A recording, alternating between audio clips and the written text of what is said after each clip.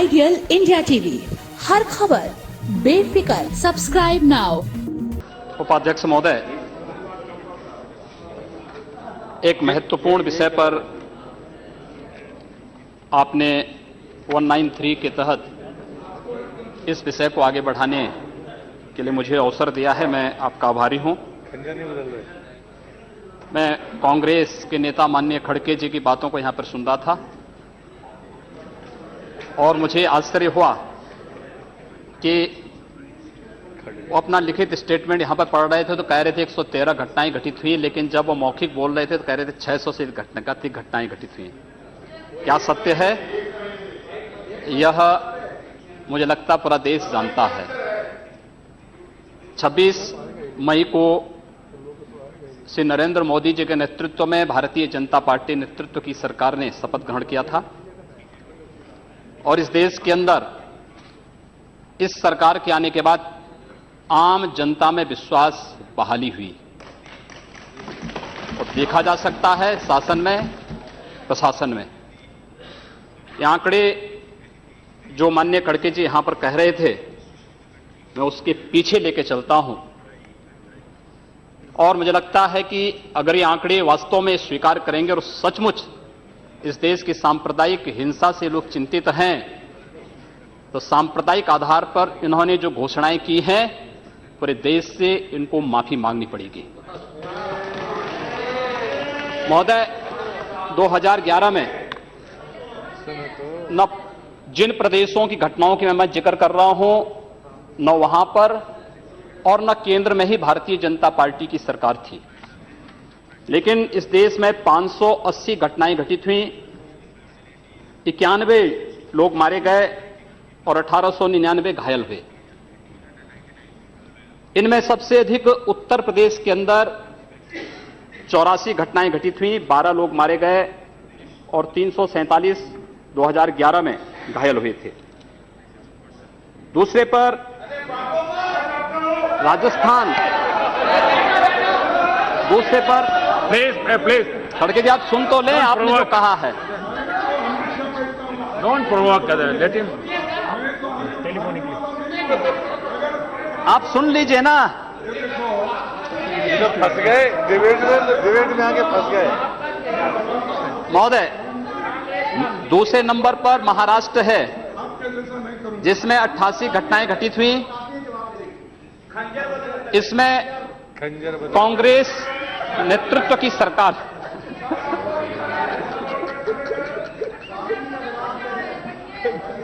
88 घटनाएं घटित हुई, 15 मारे गए।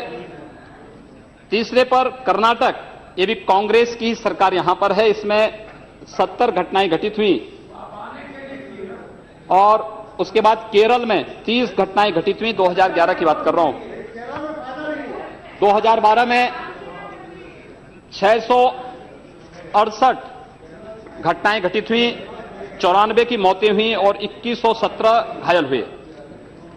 2013 में केंद्र में कांग्रेस नेतृत्व की ही सरकार थी और 823 से अधिक सांप्रदायिक हिंसा की घटनाएं पूरे देश के अंदर घटित हुई। यद्यपि कानून व्यवस्था राज्य का विषय है और राज्य सरकार की जैसी मंशा होती है, वहां का राजनीतिक नेतृत्व जैसे होता है, वहां का प्रशासन उसी प्रकार की कार्रवाई करता है। मुझे लगता है ईमानदारी से इन लोगों ने विश्लेषण किया होता और अपनी केंद्र सरकार और अपने या अपने से जुड़े हुए अपने सहयोगी दलों के द्वारा जो संचालित सरकारें हैं, उन सरकारों के सांप्रदायिक एजेंडे पर ध्यान दिया होता। ये पोलराइजेशन आखिर हो क्यों रहा है? पोलराइजेशन के कारण क्या है? मुझे लगता है वह पोलराइजेशन के पीछे के कारणों को ईमानदारी से हम विश्लेषण करेंगे तो मुझे लगता है एक तरफ आप कहते हैं हम सेकुलर हैं और दूसरी तरफ एजेंडा जो लागू करते हैं उसको सांप्रदायिक रूप से कॉम्युनल आधार पर लागू करते हैं। इस देश में 12 लाख से अधिक साधु संत और पुजारी रहते हैं, लेकिन ये लोग इमामों के लिए वेतन की घोषणा करते हैं, एक पक्षीय कार्रवाई करते हैं। क्या एक सेकुलर एजेंडा है? दिल्ली की सरकार ने किया, पश्चिमी बंगाल की सरकार ने किया, महाराष्ट्र की सरकार ने किया। क्या यही सेकुलर एजेंडा है? सांप्रदायिक आधार पर ये लोग बांटते हैं समाज को। और महोदय, उसी प्रकार से इन लोगों ने उत्तर प्रदेश की बात करता हूं, वहां पर जो योजनाएं हैं उसमें 20% मुस्लिम आबादी के लिए आरक्षित कर दिया गया। कब्रिस्तान की बाउंड्री वाल के नाम पर गांव-गांव में विवाद खड़ा करके 300 करोड़ रुपया उसके लिए आवंटित किया जाता है। गांव-गांव में उसके माध्यम से विवाद खड़ा किया जाता है। सुप्रीम कोर्ट कहता है कि किसी भी सार्वजनिक संपत्ति पर, मंदिर के नाम पर, मस्जिद के नाम पर, किसी भी अन्य उपासना विधि के नाम पर, मदरसों के नाम पर या मजारों के नाम पर कब्जा न मत करने दो। लेकिन उत्तर प्रदेश में कब्रिस्तान की बाउंड्री वाल के नाम पर धड़ल्ले से एक काम चल रहा है, कोई रोक टोक नहीं, क्योंकि शासन की ये मंशा है, इसलिए प्रशासन उसमें बोलता नहीं। क्या सांप्रदायिक ध्रुवीकरण नहीं होगा?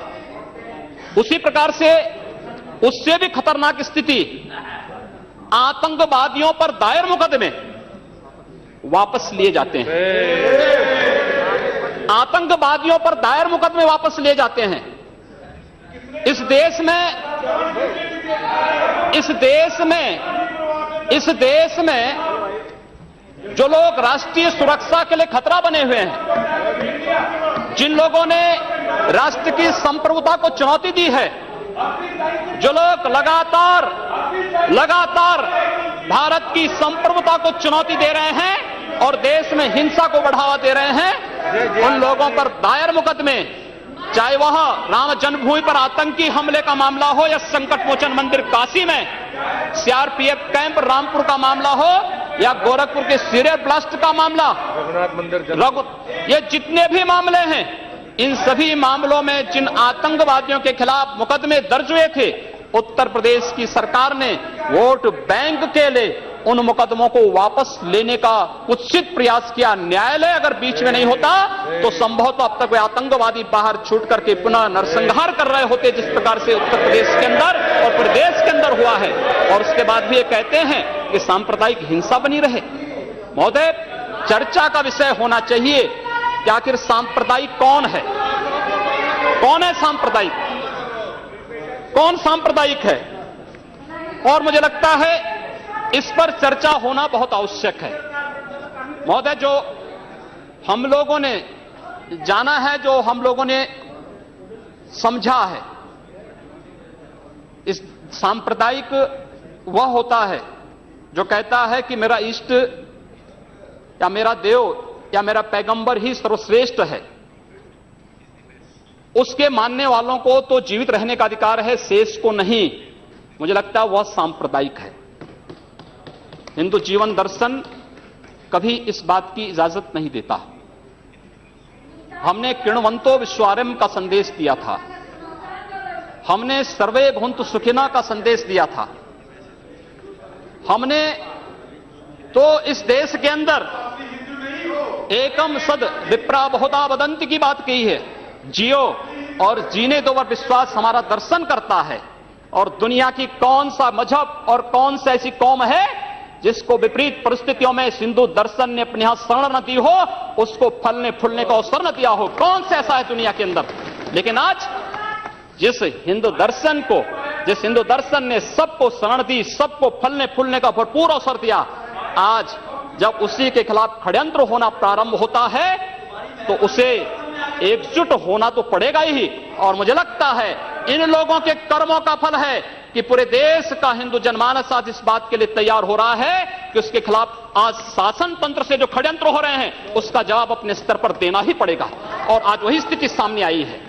महोदय, मैं पूछना चाहता हूं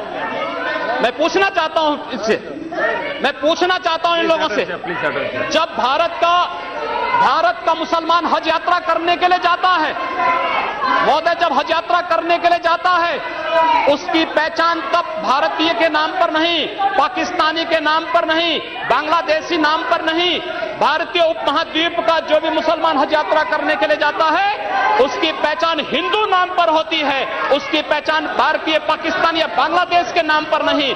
लेकिन अगर उसी हिंदू पहचान को हम इनके ऊपर यहां पर लागू करने का प्रयास करते हैं, इनको बुरा लगता है। हिंदू सांप्रदायिकता नहीं, हिंदू राष्ट्रीयता का प्रतीक है, और भारत की राष्ट्रीयता का प्रतीक हिंदुत्व को बदनाम करोगे तो उसकी कीमत चुकानी पड़ेगी इन लोगों को। और इसलिए महोदय, मैं आप सबके आपके माध्यम से एक बार कहना चाहता हूं, महोदय, एक बार गुरुदेव रविंद्रनाथ टैगोर ने कहा था, गुरुदेव रविंद्रनाथ टैगोर ने एक बात कही थी, उन्होंने कहा था अगर भारत को समझना है, अगर भारत को समझना है, बैठ गए आप, फालतू बात करते हैं महोदय। उन्होंने कहा, गुरुदेव रविंद्रनाथ टैगोर ने एक बात कही थी और उन्होंने कहा था कि अगर भारत को समझना है तो मैं भारतीय अस्मिता को पहचानना पड़ेगा, और भारतीय अस्मिता को पहचानना है तो स्वामी विवेकानंद के बारे में आप जान लीजिए। स्वामी विवेकानंद ने एक बात कही थी कि गर्व से कहो हम हिंदू हैं। स्वामी विवेकानंद ने एक बात कही थी कि गर्व से कहो हम हिंदू हैं। स्वामी विवेकानंद तो सांप्रदायिक नहीं थे, स्वामी विवेकानंद तो किसी पार्टी के नहीं थे। स्वामी विवेकानंद ने तो भारत का प्रतिनिधित्व किया था पूरी दुनिया के अंदर, और दुनिया के अंदर जो हिंदू आज पूरे देश के अंदर, पूरी दुनिया के अंदर अपनी सहिष्णुता के लिए पहचाना जाता था, आज उस हिंदू के साथ किस प्रकार का व्यवहार किया जा रहा है, वह कश्मीर से विस्थापित होता है, उसे कश्मीर से निकाला जाता है। एक भी बार इस सदन में चर्चा नहीं होती है, इन लोगों का मुंह नहीं खुलता जब कश्मीर से 3.5 लाख की संख्या में कश्मीरी पंडित निकाले जाते हैं, तब ये लोग नहीं बोलते। पिछले 2012 में असम के अंदर 3 महीनों तक बोडो जनजाति के लोगों को मारा जाता रहा, कोई नहीं बोला। महोदय, कोई नहीं बोला। जम्मू कश्मीर के बाद जम्मू कश्मीर के हिंदुओं के मारने पर कश्मीरी पंडितों को उनके घरों से बेदखल कर दिया गया, एक भी बार ये लोग बोले नहीं, इनको पीड़ा नहीं हुई। दुनिया के अंदर ये अपने आप में बिरला उदाहरण था जहां पर अपने ही देश में अपने ही जानने वाले लोग विस्थापित होकर के खाना बदोश की जिंदगी जी रहे हैं। उस शर्मनाक घटना की निंदा एक भी बार इन लोगों ने नहीं की। मुंबई के दंगों पर ये लोग मौन रहे, जमशेदपुर और भागलपुर के दंगे कांग्रेस के समय हुए थे, एक भी बार इन लोगों ने उस पर चिंता व्यक्त नहीं की।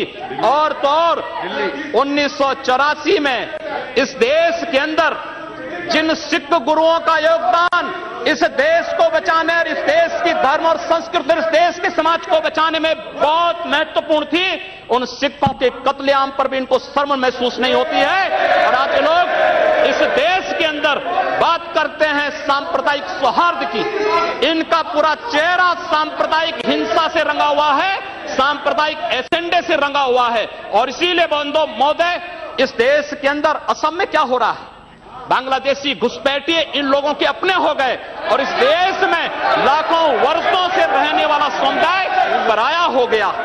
इस देश के अंदर महोदय, असम में बांग्लादेशी घुसपैठियों के कारण Kokrajhar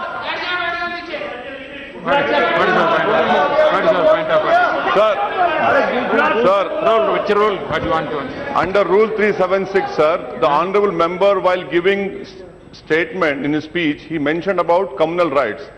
I request you that 2011 he has given a figures. Those are wrong figures. No, he has completely forgotten 10 to 2013. No. My question was there, sir. You cannot give wrong figures. Gujarat was the highest number for the Madhya Pradesh. I have my question over here. Answer. I request you to check the record. Please. Sir, Please take it. Please. Say. No.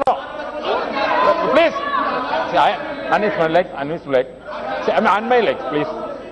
See, the member is speaking and giving some figures. You are disputing that figures. No.